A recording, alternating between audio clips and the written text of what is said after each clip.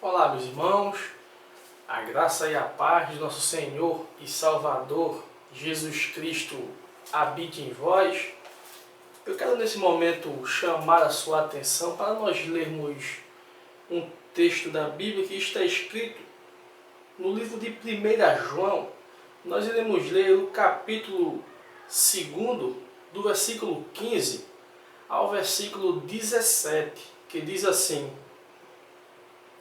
Não ameis o mundo, nem as coisas que no mundo há. Se alguém amar o mundo, o amor do Pai não está nele.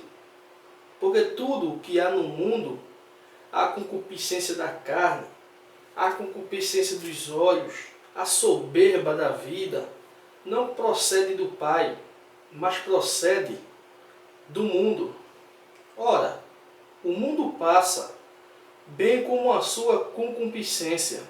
Aquele, porém, que faz a vontade de Deus permanece eternamente. Meu querido ouvinte da Palavra de Deus e irmão em Cristo Jesus, eu quero convidar você nesse dia para nós compartilharmos a respeito de um tema que diz: não ameis o mundo. Quando a palavra do Senhor nos fala a respeito do mundo, é claro e evidente que ela não está falando a respeito de tudo aquilo que nós fazemos.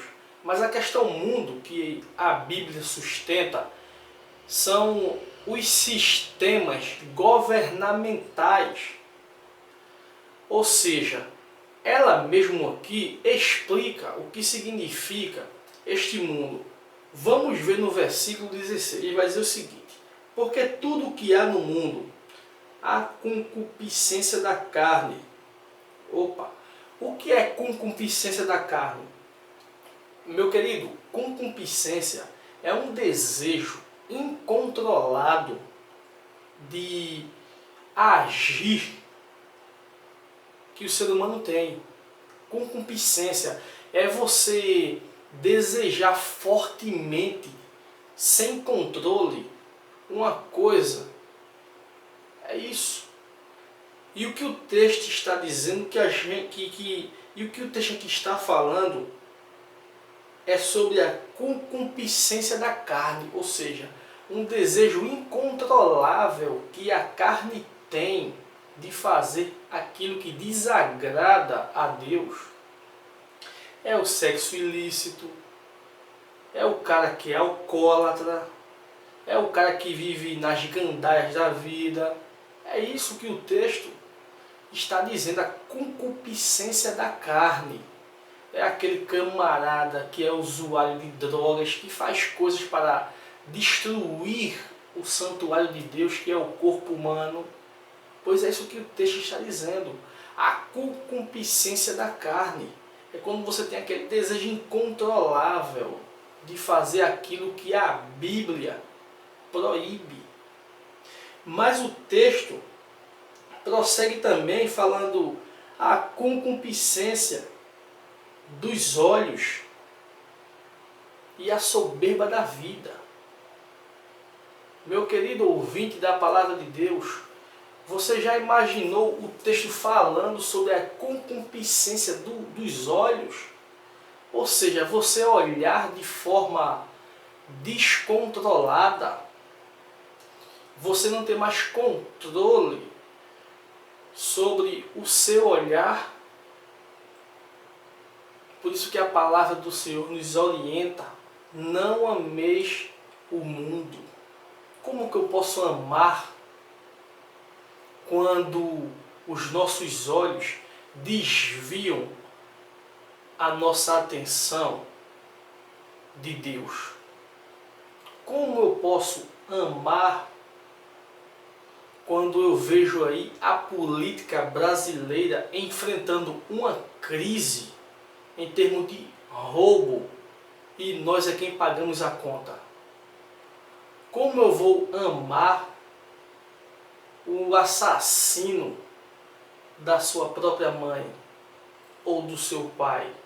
Ou seja, como eu posso amar tudo aquilo que o mundo oferece de mal, eu não posso amar. Mas o texto também não está dizendo que eu deva odiar de forma alguma. Eu não vou odiar o assassino da sua própria mãe de forma alguma. Vou tratá-lo como uma pessoa normal. Tratá-lo normalmente, converso normalmente e, quando possível, falo de Jesus. Não vou odiá-lo.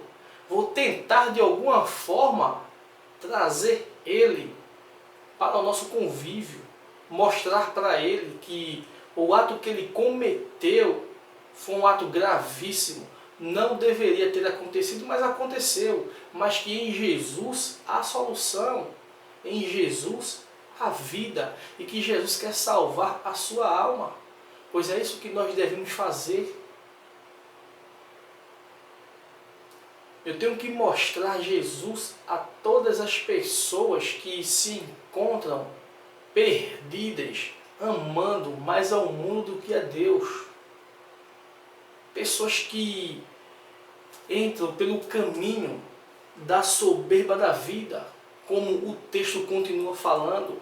Ao falar sobre a concupiscência dos olhos, ele fala sobre a soberba da vida. Aquele camarada que é soberbo na questão do dinheiro. Aquele camarada que não é mais ensinável.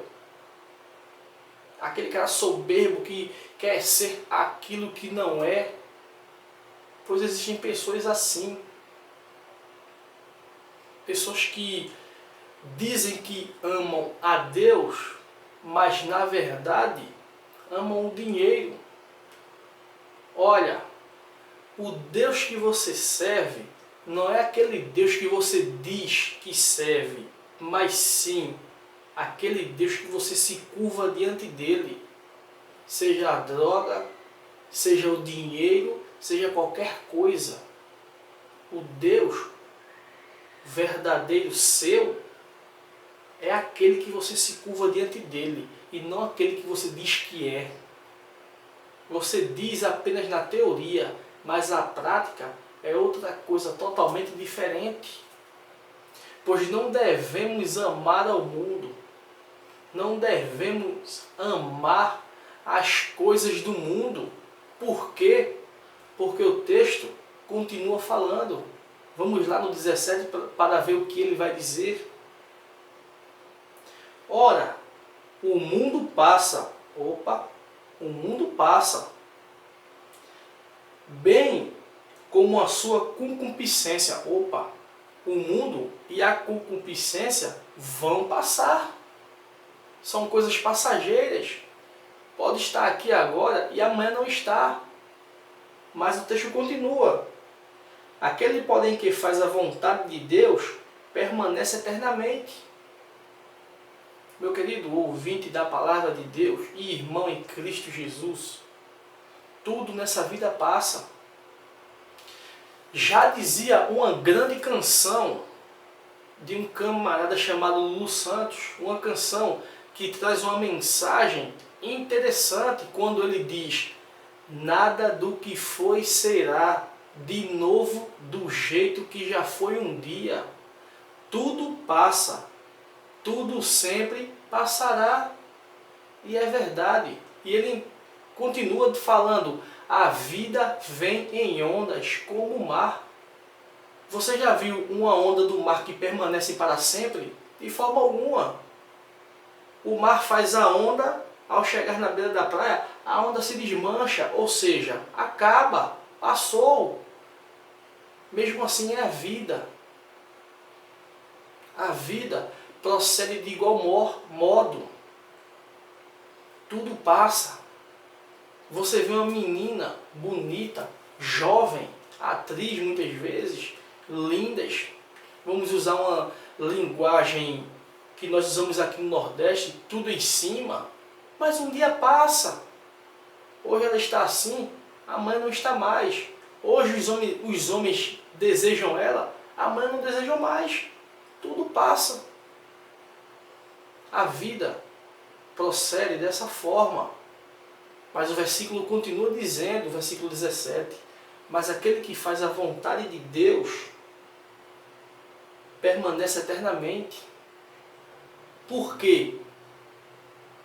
Porque Jesus falou que aquele que faz a vontade de Deus passou da morte para a vida. A vida passa, passa.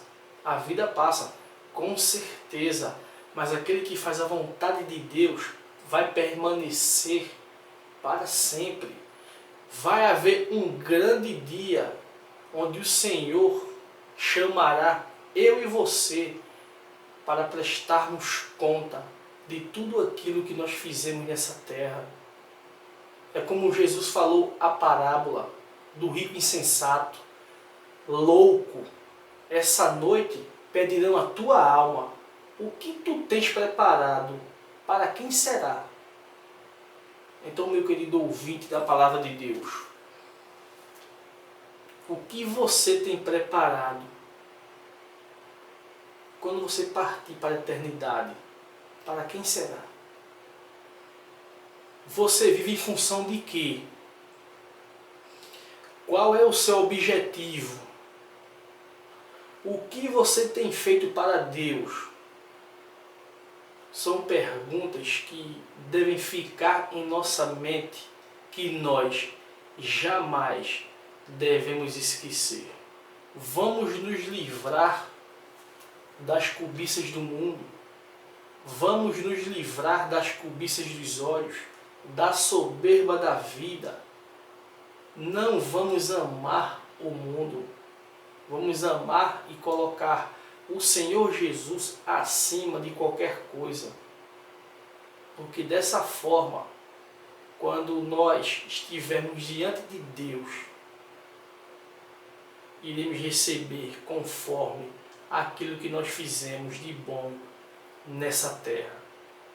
Que o Senhor Jesus abra a tua mente e o teu coração, e que você, ainda que não entregou a sua vida a Jesus, você venha ter a plena consciência de que você, assim como eu, necessita da graça de Deus.